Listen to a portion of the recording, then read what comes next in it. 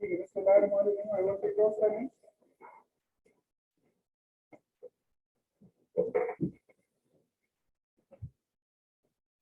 Last तो में जो गर्ल्स बैठी हुई हैं, आप लोगों को बोर्ड नजर आ रहा है? सही आ रहा है? अभी तक सही नजर आ रहा है? ठीक है।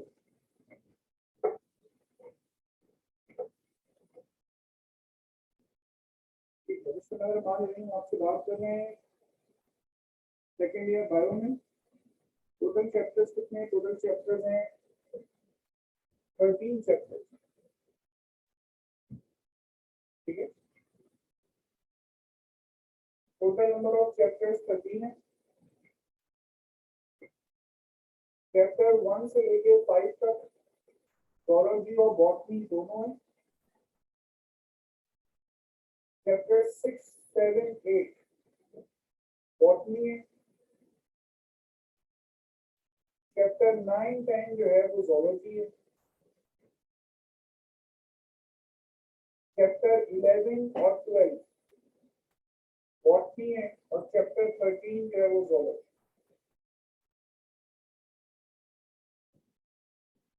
ये आपके चैप्टर्स की डिस्ट्रीब्यूशन है जोलॉजी और बॉटनी के लिए।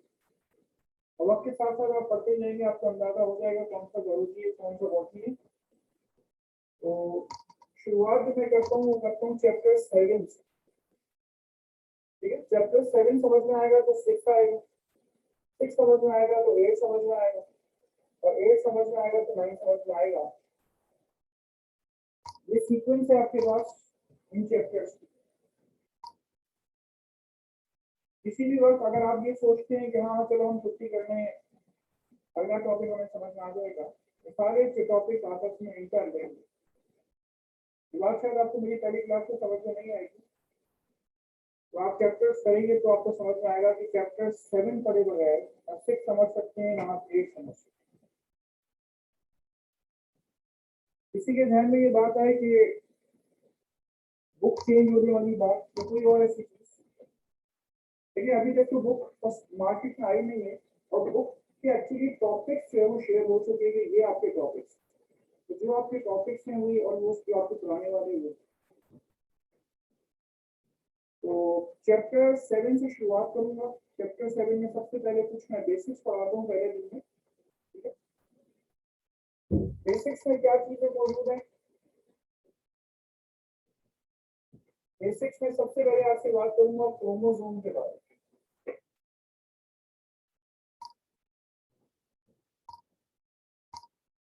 क्लास में मेरे जितने भी स्टूडेंट बैठे हुए हैं, उम्मीद करता हूँ कि आप पहले पढ़ के जा चुके हैं। ठीक है, वो लोग हैंड रेस करें जिन्होंने पहले मुझसे नहीं पढ़ा है। हाँ, हैंड रेस करें। आप एक आपने नहीं पढ़ा हुआ पहले, और कौन है जिससे पहले कभी नहीं पढ़ा हुआ? यानी कि जितने भी स्टूडेंट्स हैं सबको ये पता है कि मेरी क्लास में कैसे आपके क्या एसओपी है और कैसे बैठना है। मुझे रिवाइज करने की जरूरत है। क्रोमोसोम की बात करने जा रहा हूँ बेसिक्स में। तो क्रोमोसोम का स्ट्रक्चर क्या होता है?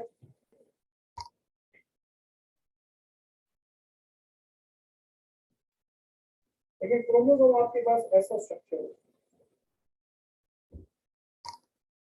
Here is the short arm, here is the long arm, ये सेंट्रोमियर मौजूद है,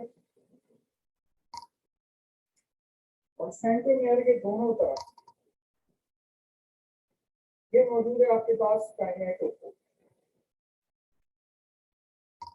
ठीक है, ये मौजूद है काइनेटोकोर। क्रोमोसोम को एक्चुअली डिफाइन करते हैं this is the coiled chromatin. ठीक है, this is the coiled chromatin, लिपटा हुआ क्रोमैटिन।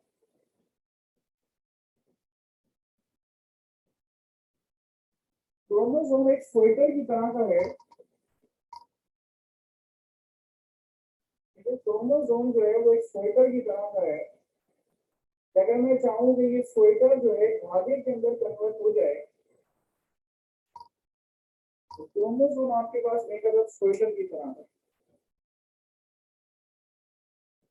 ठीक है, इस धागे के अंदर कन्वर्ट हो सकता है। एक और की तरह अगर मैं क्रोमोसोम को कन्वर्ट करना चाहूँ धागे में, मैं इसको खोलूंगा तो ये आपके पास धागा आपको मिलेगा, लेकिन इस धागे में और उस धागे में फर्क क्या होगा कि इस धागे में दाने होंगे, छोटे और बड़े दाने होंगे। कुछ छोटे दाने हैं, कुछ बड़े दाने हैं। आपके सामने जो आपको स्ट्रक्चर नजर आ रहा है, ये जो स्ट्रक्चर नजर आ रहा है, ये खुला हुआ क्रोमोसोम। इसको हमें कुछ कहना चाहिए, इसको हम नाम देंगे क्रोमोनीमा। ठीक है, इसको हम कुछ नाम देंगे और नाम क्या दे रहे हैं, इसको नाम दे रहे हैं this is what, this is chromonema. और अगर कई धागों की बात करूं तो मैं इसको कह दूंगा क्रोमोनीमेटा। ठीक है, अगर मैं कई धागों की बात करूं तो मैं उसको क्रोमोनीमेटा यानी क्रोमोनीमेटा प्लूरल, मैं उसको क्रोमोनीमेटा का नाम दूं।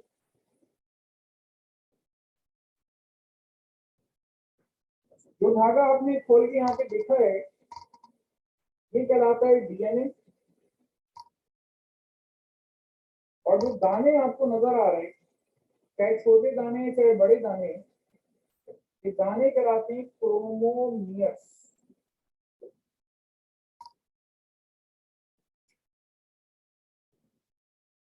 ठीक है, ये दाने कहलाते हैं क्रोमोमियर्स।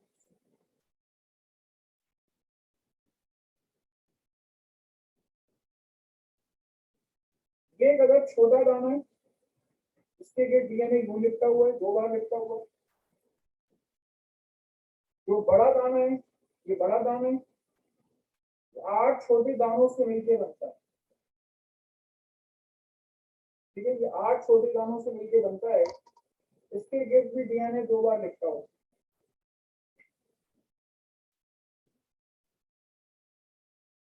ठीक है, इसके गिर्द भी डीएनए जो है 2 बार लिखता हुआ।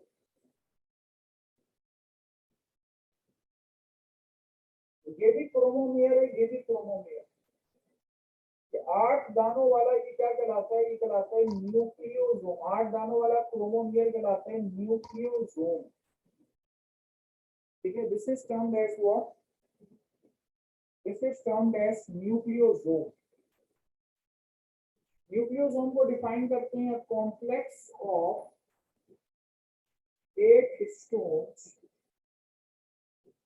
World twice with DNA,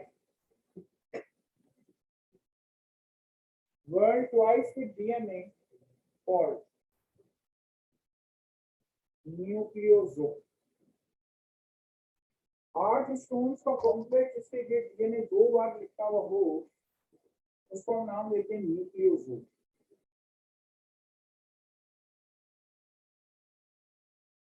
okay,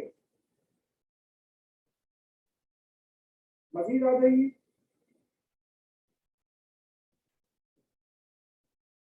तो मैट्रिक्स किसे कहते हैं? ये मेरे पास क्रोमोसोम है, अगर ये बीच में से स्प्लिट हो जाए, अगर ये बीच में से स्प्लिट हो जाए तो ये इसकी क्रोमैटिड्स आपको नजर आ रहा है। ऊपर से लेके नीचे तक ये एक क्रोमैटिड है, ऊपर से लेके नीचे तक ये दूसरा क्रोमैटिड। तो आपको उसके अंदर ये 2 क्रोमैटिड्स नजर आ रहे हैं। ठीक, ये आपको उसके अंदर 2 क्रोमैटिड्स नजर आ रहे हैं।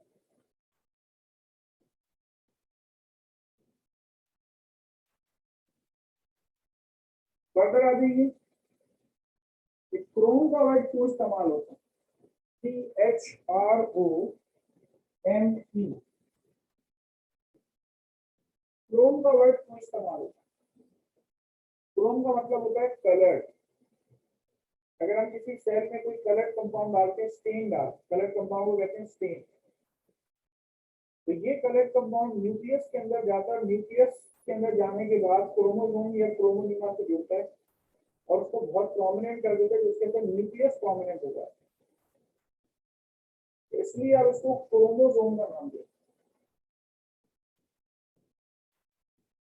कोई मुझसे ये कहे कि सर ये जो क्रोमोसोम नजर आ रहा है क्या ये ऐसा होता है, तो मैं कहूंगा नहीं ऐसा नहीं होता।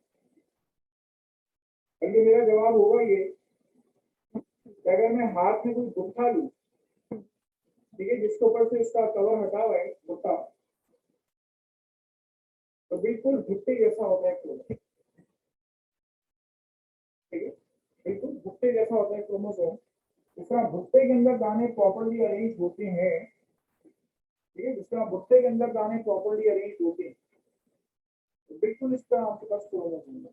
फर्क ये है कि भुट्टे के जो दाने हैं उसके ऊपर धागा नहीं लिखा हुआ,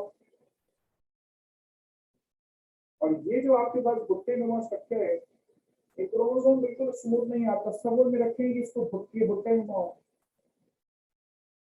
ट्विटर नुमा मैंने उस वक्त कहा कि जब मैंने ये बताना था कि इसको खोलेंगे तो धागा बन जाए, और भुट्टा नुमा मैंने इसलिए कहा जिस तरह भुट्टे के अंदर दाने प्रॉपरली अरेंज होते हैं,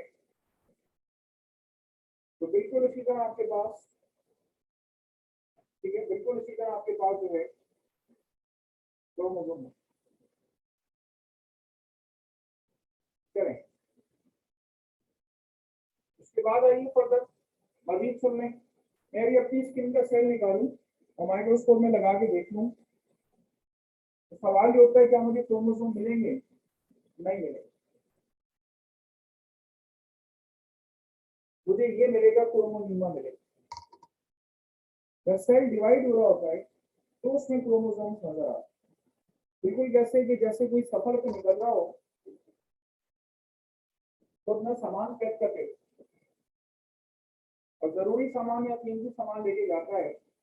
एक सेल का सफर जो है वो सेल डिवीजन कहलाता है। एक सेल का सफर सेल डिवीजन है, तो वो इस हालत से इस हालत में आ जाता है और अब वो अपना सफर शुरू करता है, सेल डिवीजन।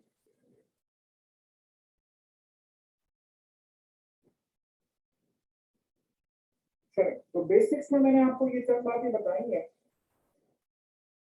बोर्ड को थोड़ा शॉर्ट किया हुआ इसलिए कि ऑनलाइन भी जा रही है क्लास, और देखते हैं स्टूडेंट्स इसका भी अच्छे खासे हैं। अगर शायद हल्की फुल्की बात बारिश हो रही है तो आप भी कॉपी करें, फिर मैं ये मिटाऊंगा, फिर मैं आगे आपको दे सकता हूँ। बिल्कुल पिन ड्रॉप साइलेंस का।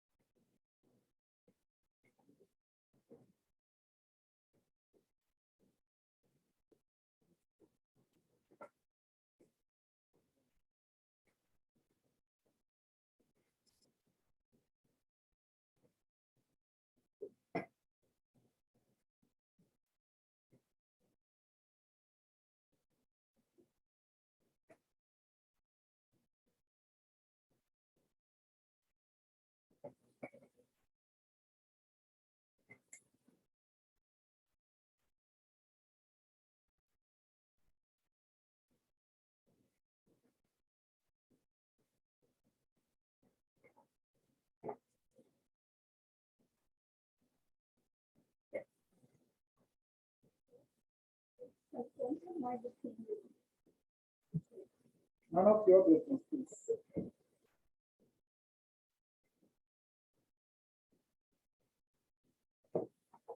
बुक चेंज होना ना होना आपका मसला नहीं है। आपका मसला सिर्फ नहीं है कि आपकी बुक में अगर मुझसे कहा जाए कि चेंज कर दो, तो मैं कहूँगा बुक में आपको ऐसी क्या चीज नजर आ रही है इसको चेंज करने की जरूरत है।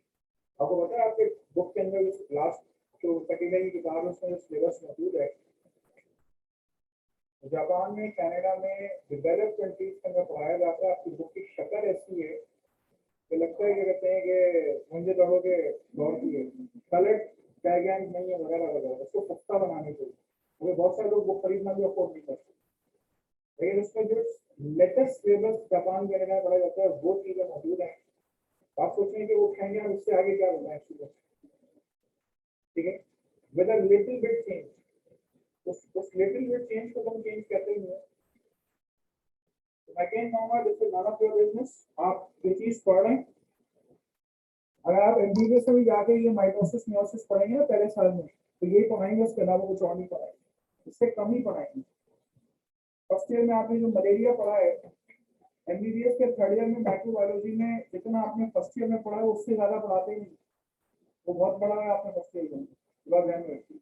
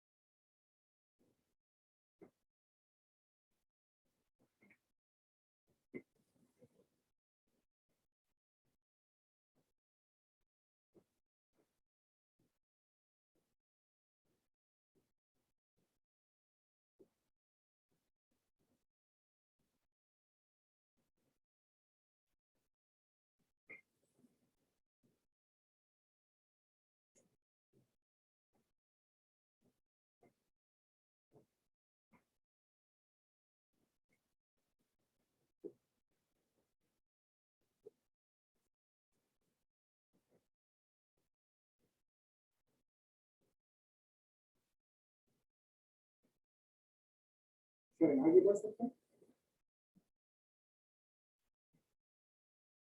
ठीक है, इसके बाद आई है लेकिन सी से क्रोमोसोम, सी से क्रोमोनीमा, सी से क्रोमैटिड्स,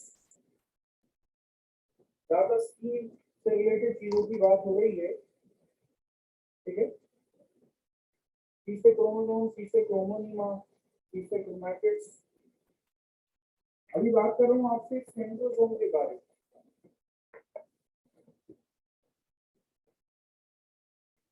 सेंट्रोसोम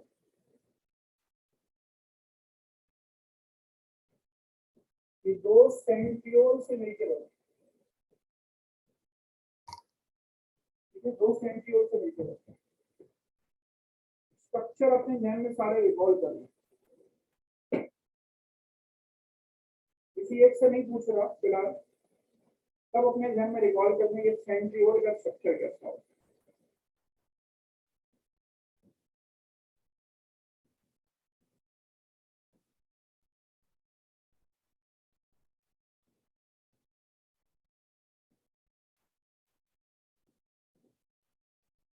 आप बताएं।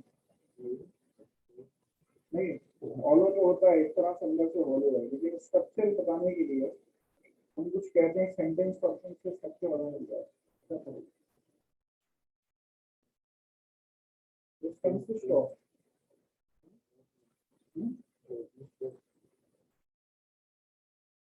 yeah,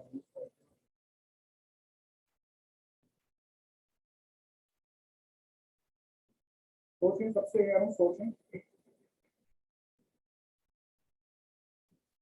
इसको रिकॉल करने की आदत हो ना, जो अपने ऊपर ये जबर करे कि हाँ मैं क्यों भूल गया भाई। ठीक है, आप बुरे तो नहीं है, ठीक है, आपकी मेमोरी ऐसी हो, और इस एज में भूलने की वजह लापरवाही। अभी फर्स्ट ईयर पढ़ेगा, एग्जाम देके आए ज्यादा देर से सोचें। If you want to answer, you should raise hand first. हाँ बेटा बोलो। हाँ सही बोल रही हो, 9 पैरेलल ट्रिपलेट्स, पूरी बात बोलो। 9 parallel triplets of hollow cylindrical microtubules. ठीक है, ये देखें, स्टार में 5 कोने होते हैं, इसमें 9 कोने। लेकिन ऐसा स्ट्रक्चर हो, एक ट्रिपलेट ये रहा, एक ट्रिपलेट ये रहा, एक ट्रिपलेट ये रहा, एक ट्रिपलेट ये रहा। टोटल आपके पास यहाँ पे 9 पैरेलल ट्रिपलेट्स आपको मिले। 9 parallel triplets of hollow cylindrical microtubules. ठीक है, this consist of 9 parallel triplets of hollow cylindrical microtubules.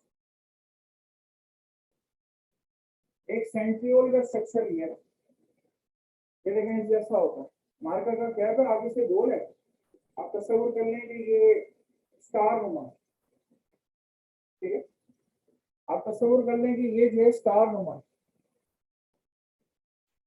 तो अंदर से ये हॉलो है, ये भी अंदर से हॉलो होता है। ठीक है, ये भी अंदर से हॉलो है। 9 parallel triplets of hollow cylindrical microtubules से ये कंप्राइज करता है।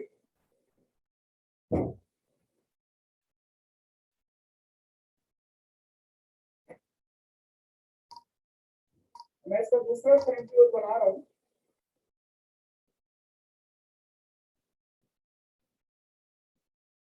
ये देखिए,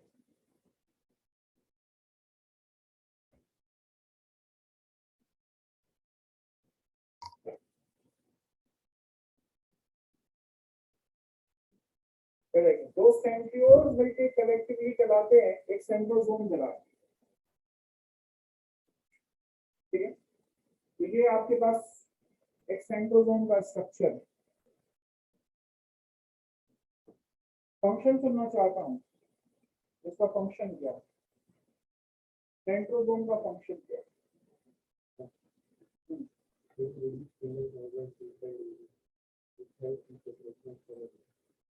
ठीक है, सेल है, ये सेंट्रोसोम, इससे स्पिंडल फाइबर्स निकलेंगे, एस्टर फाइबर्स निकलेंगे और स्पिंडल फाइबर्स निकलेंगे, ना ही क्या माइटोसिस मयोसिस करके आ रहा है।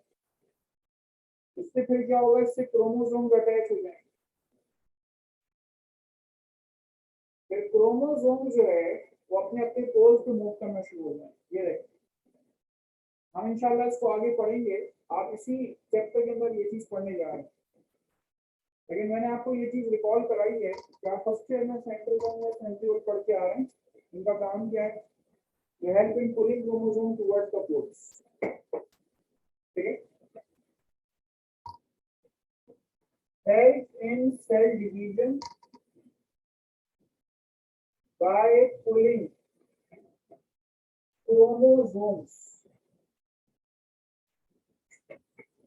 towards the poles, पोल्स की जाने क्रोमोसोम्स को पुल करके, ठीक है, इस सेल डिवीजन में मदद देते हैं।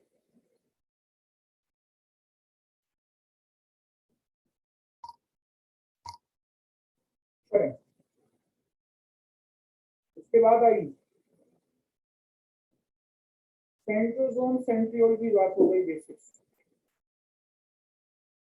मुझे गोल्गी बॉडीज के फंक्शंस चाहिए, सबसे ज्यादा सब अपने ध्यान में रिकॉल करने, गोल्गी बॉडीज के फंक्शंस चाहिए।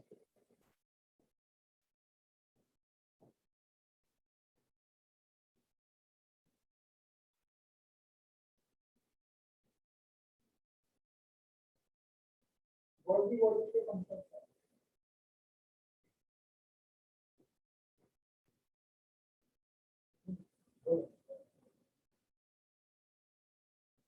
एक फंक्शन, दूसरा function modification of substances used by endoplasmic, ये भी लिखा है। पहला बताया फॉर्मेशन ऑफ लाइसोसोम, दूसरा मॉडिफिकेशन और बताइए तीसरा बताइए, अभी ये बोल रहे हैं बिल्कुल cell plate form. Cell plate क्या होती है आपको बताओ, आपको बताओ सेल प्लेट क्या होती है, सेल प्लेट क्या होती है,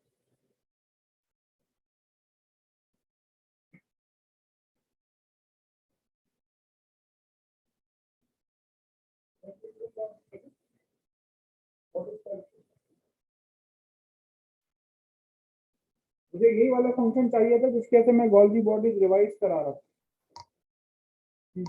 सेल प्लेट क्या होता है, व्हाट इज सेल प्लेट?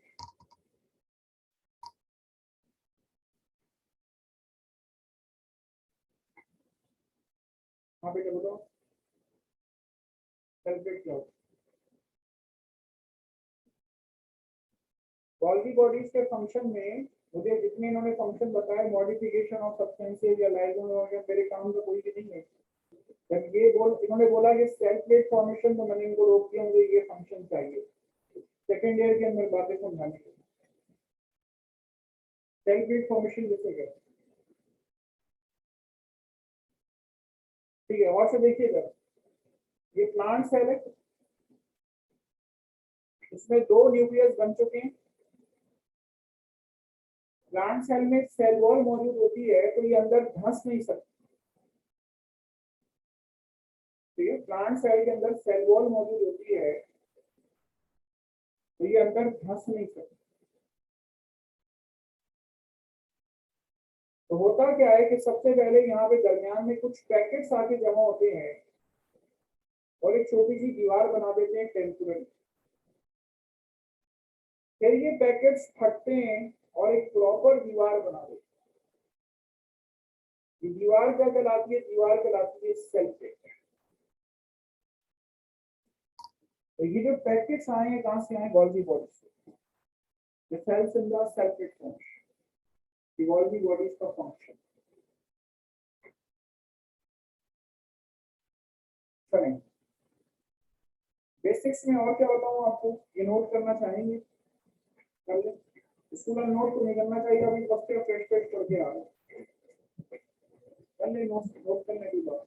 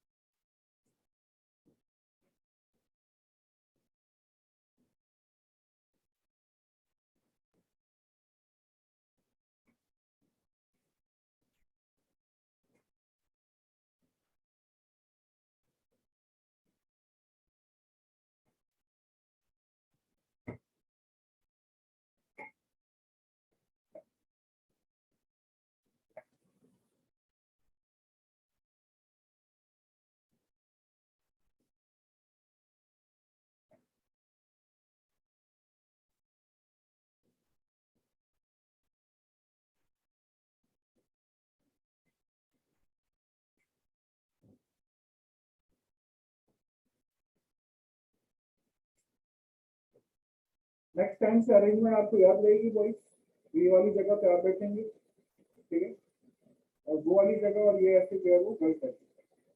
मुझे आपकी क्लास में दिखाना ना पड़े ताकि मेरा टाइम जाया ना।